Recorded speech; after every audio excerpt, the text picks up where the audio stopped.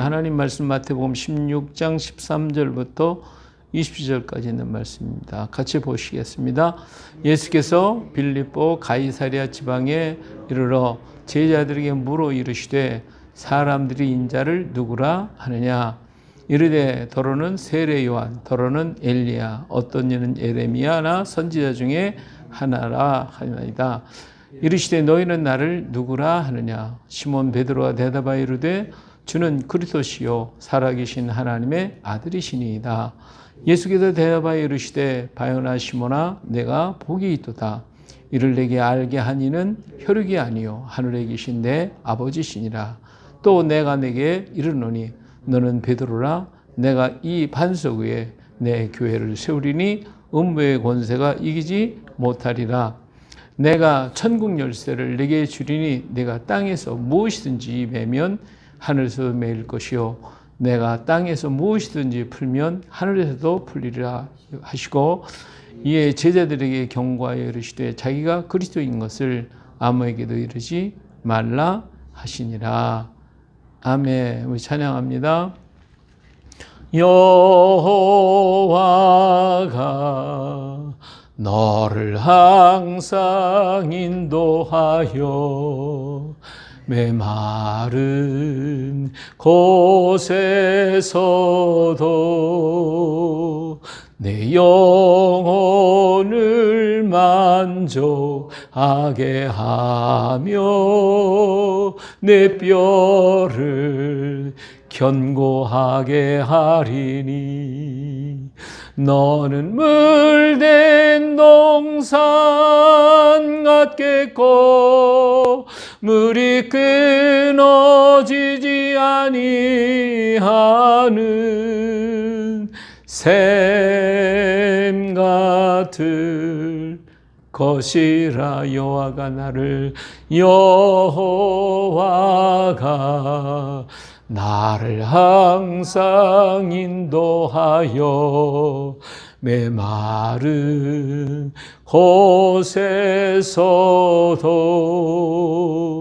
내 영혼을 만족하게 하며 내 뼈를 견고하게 하리니 나는 물된 동산 같겠고 물이 끊어지지 아니하는 샘 같을 것이라. 샘 같을 것이라. 우리 옆에 사람 축복하면서 여호와가 너를 항상 인도하여 메마른 곳에서도 내 영혼을 만족하게 하며 내 뼈를 견고하게 하리니 너는 물된 동산 같겠고 물이 끊어지지 아니하는 샘 같을 것이라. 샘 같을 것이라. 아멘. 착석하시겠습니다. 자, 오늘 말씀은 나의 신앙 고백은 이라는 말씀으로 마태복음 16장 13절부터 20절에 있는 말씀을 가지고 말씀을 드립니다. 자, 오늘 보니까 예수님께서 제자들과 함께 가이사랴 빌립보 지방으로 들어가십니다. 자, 제자들과 함께 가셔서 어떤 일을 하셨나 보겠어요. 예수께서 빌립보 가이사랴 지방에 이르러 제자들에게 물어 이르시되 사람들이 인자를 누구라 하느냐 이렇게 물어보셨죠. 그랬더니 제자들이 더러는 세례 요한, 더러는 엘리야, 어떤 이는 예레미야나 선지자 중에 하나라고 이렇게 대답을 합니다. 자, 그 당시 이 갈릴리, 가이사랴 빌립보 지방에 대한 그 당시의 모습을 여기에 지금 보여드리고 있는데, 여기에는 헐몬산에서부터 내려오는 그 물이, 이 지상으로 물이 이렇게 흘러서 내려오지 않고, 헐몬산에서 눈 녹은 물이 땅 속으로 다 들어가 버려요. 그래서 그 지상에는 물이 없어요. 그 물이 어느 날 이렇게 내려오다가 땅 속으로 내려오기 때문에 위에는 전부 다 황폐한, 이렇게 전부 황폐한 산이죠. 전부 다 돌로 되어 있어요. 근데 이 물이 가이사랴 빌립보 지방에 내려오면은 바위에서 물이 막 펑펑 쏟아져 나와요. 터져 나와요.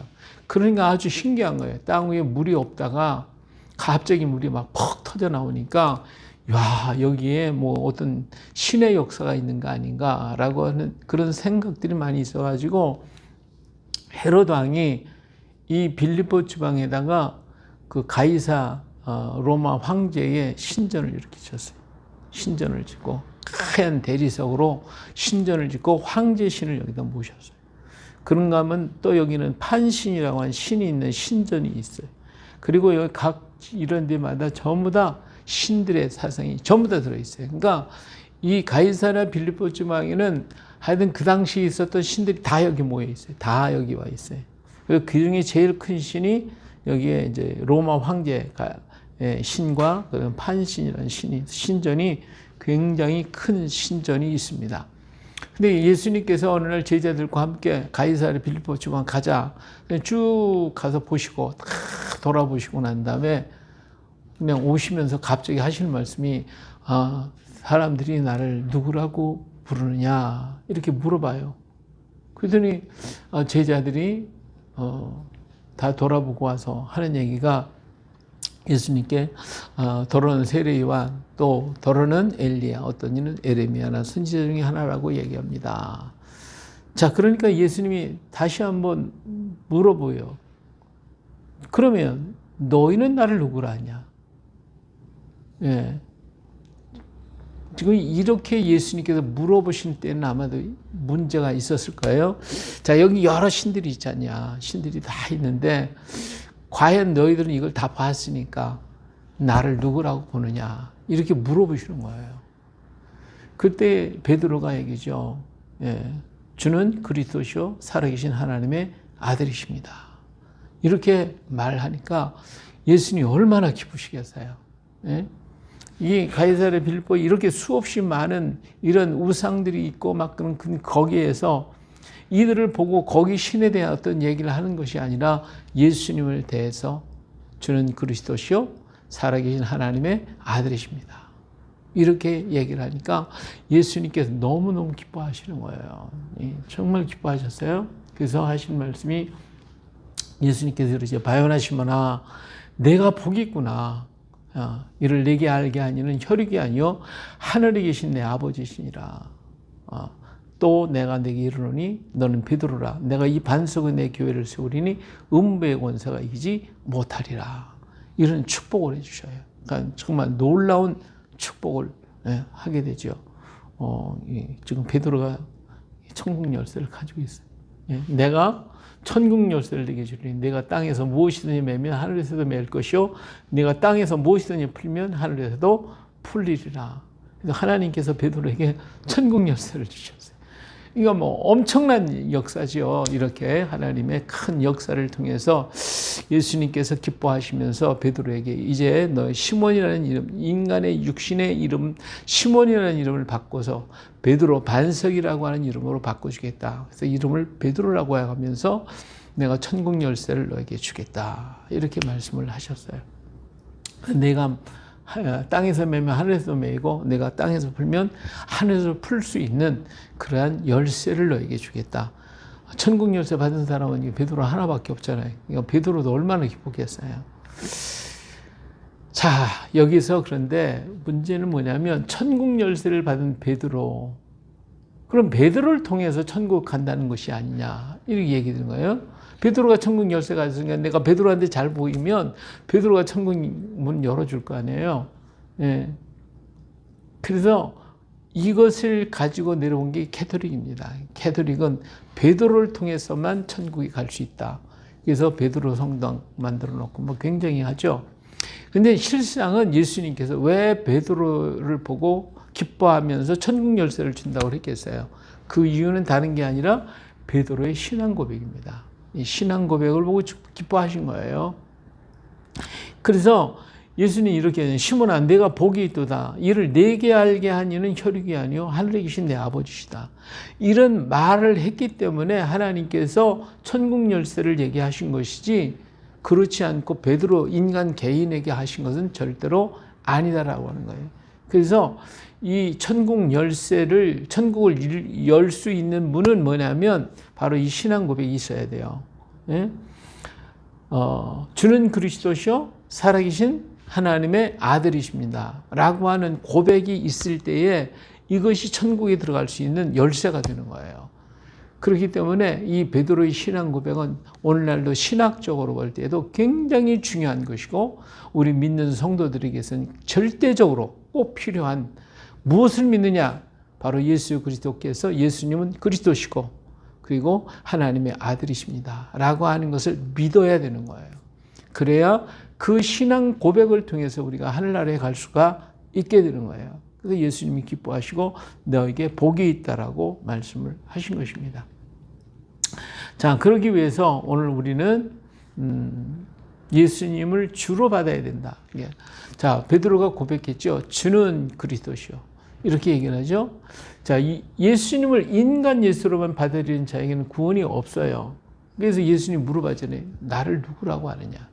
이게 뭐 엘리야나 뭐 예레미야나 선지자나 그건 다 인간이에요.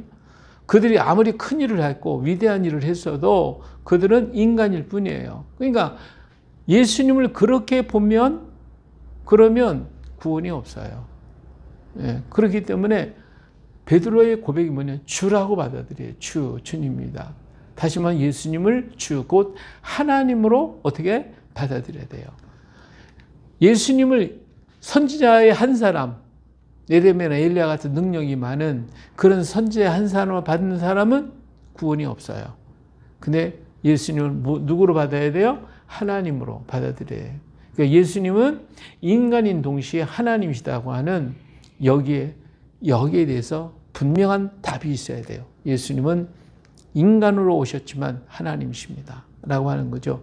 근데 예수님이 물어보신 게 바로 그거예요. 제자에게 사람들이 나를 누구라고 하느냐 물어봤죠. 근데 사람들은 예수님을 선지자로 봤지 하나님으로 안 봤어요. 그런데 베드로가 주라고 하는 하나님으로 보고 있다 이거예요. 이것이 바로 위대한 신앙 고백의 하나가 되어지는 거예요. 두 번째는 예수님을 어떻게 해요? 그리스도로 영접을 해야 돼요. 그리스도로. 자, 그리스도라고 하는 말은 기름을 부었다라고 하는 뜻이죠. 예, 기름 부음을 받은 사람이다. 자, 기름을 붓는다는 그 당시에 이제 왕, 제사장, 선지자 이런 사람들이 기름을 부어서 그 직임을 맡겨주시는데 여기서 예수님을 향하여 그리스도십니다라고 하는 말은 그분이 바로 우리 죄를 대속하실 수 있는 속죄자이시다, 대속자이시다라고 하는 고백이 되는 거예요. 그러니까 예수님만이 우리의 죄를 대속하실 수가 있습니다. 왜 그러냐? 오늘 히브리서 4장 15절을 보니까 우리에게 대제사장은 우리의 연약함을 동정하지 못하실 리가 아니요 모든 일에 우리와 똑같이 시험을 받으신 이로되 뭐가 없으시다? 죄는 없으시다. 그랬죠? 죄가 없다는 게 중요한 거예요. 그는 죄를 범하지 아니하시고 그 입에 거짓이 없으시다. 이렇게 얘기를 했어요. 다시 말하면 제물이 되려고 하면 죄가 없어야 돼요. 죄가 있다면 그는 자기 죄로 죽어야 되니까 그래서 하나님이 어린 양을 바치라고 하는 게 바로 그거예요. 근데 예수님은 죄가 없으신 뭐예요? 요한이 예수께서 자기에게 나오심을 보고 이르되 보라 뭐 한다? 세상 죄를 지고 가는 하나님의 어린 양이다. 죄 없으신 어린 양이다 봐라. 예수님은 바로 어린 양, 죄 없는 그런 어린 양으로 예수님이 오셨어요. 이와 같이 그리스도도 많은 사람의 죄를 담당하려고 단번에 들이시는 바 되셨고 구원에 이르게 하시기 위해 죄와 상관없이 자기를 바라는 자들에게 두 번째 나타나신다고 하셨죠. 죄를 담당하시려고 단번에 들이신 바 됐다. 다시 말하면 그리스도라고 하는 말 속에는 죄가 없으시고 우리 죄를 대신하실 수 있는 분이시다라고 하는 거예요. 그래서 베드로 주는 그리스도십니다. 하나님이시며 당신은 우리 죄를 대속하실 수 있는 죄 없는 어린 양이 되십니다. 제물이십니다. 라고 하는 그런 고백인 거예요. 자, 이러한 신앙의 고백이 바로 베드로의 신앙 고백이었죠. 자, 두 번째, 세 번째, 살아계신 하나님으로 믿어야 되는 거예요. 그분은 인간으로서만이 아니라 누구다? 하나님이시다. 그분이 어떤 분? 살아계신 하나님이셔요. 예수님을 살아계신 하나님으로 받아들이는 것이 신앙의 고백입니다. 십자가상에서 부활하심으로 우리는 지금 존재하고 있는 거예요. 다시 말하면 예수님이 십자가에 달리셨잖아요. 달리셨어요. 달리셨는데 백성들이 밑에서 막 조롱에 얘기해. 십자가에 내려와라, 십자가에 내려와. 그러면 우리가 너를 믿겠다 그러죠. 자, 만일에 우리 이걸 한번 생각해 보세요. 자, 만약에 예수님이 십자가에서 그 조롱 소리를 듣고, 야, 너희들이 정말 그렇다면 내가 하나님 걸 보여주지. 그리고 십자가에서 싹 내려오셨다. 그럼 과연 어떤 일이 생겼을까요? 이건 심각한 얘기예요. 만일에 주님이 십자가상에서 내려오셨다면 바로 그게 재림의 주가 되시는 거예요. 그걸로 세상 끝나는 거예요. 오늘 우리가 이렇게 예배하고 우리가 모여있지만 우리는 존재하지 않는 사람이에요. 왜? 세상은 끝났으니까. 이게 무슨 말이냐면 하나님은 예수 그리스도는 창조주십니다. 창조주. 근데 그 창조주를 피조물 된 인간이 죽이려고 십자가에 매달아 놨어요. 근데 그 시간에 예수님이 내려와 너희가 나 죽이려고 그래? 그럼 내가 너희들 없애버리지. 끝나는 거예요. 예? 심판으로 끝나는 거예요. 어떻게 피조물이 창조주를 죽이려고 그러냐고요. 그러니까 믿음의 존재가 아니라 이건 심판으로 끝나는 거예요. 근데 예수님은 안 내려오셨어요. 안 내려오시고 어떻게 다 이루었다 하실 때까지 참고 견디셨어요. 그리고 난 다음에 부활하셔서 우리와 함께 계시는 것이기 때문에 우리가 존재하는 거예요, 지금. 그 존재하고 있는데 후일에 다시 두 번째 예수님 오실 때에는 모두가 끝나잖아요. 전부 다 끝나잖아요. 그 현상이 그때 이루어질 수밖에 없었지만 우리 주님은 다 이루었다. 왜? 우리를 사랑하시니까.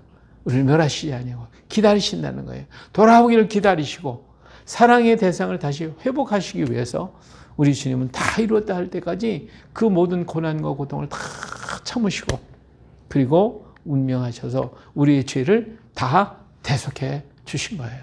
할렐루야. 다 죄를 용서해 주신. 그래서 다 이루신 거예요. 다 이루신 거예요. 그래서 그리고 우리와 부활하셔서 세상 끝날까지 우리와 함께 있겠다고 하셨어요. 그래서 우리 주님 우리와 함께 계시죠. 내가 너에게 분부한 모든 걸 가르쳐 지키게 하라. 볼지어다 내가 세상 끝날까지 너희와 항상 함께 있으리라. 할렐루야.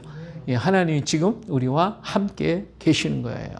예, 그 함께 계신 살아계신 하나님, 우리와 함께 계시는 하나님을 인정하고 시인하고 받아들이는 거. 이게 바로 뭐예요? 진정한 신앙 고백인 거예요.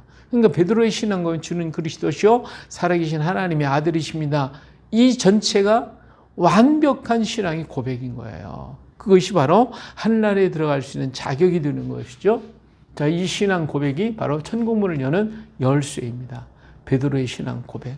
예. 그런데 문제는 베드로가 신앙을 고백을 했어요. 근데 문제가 있어서 이게 뭐냐면 이 신앙의 고백은 배워서 하는 게 아닙니다. 예. 누가 가르쳐 줬으니까 하는 게 아니에요.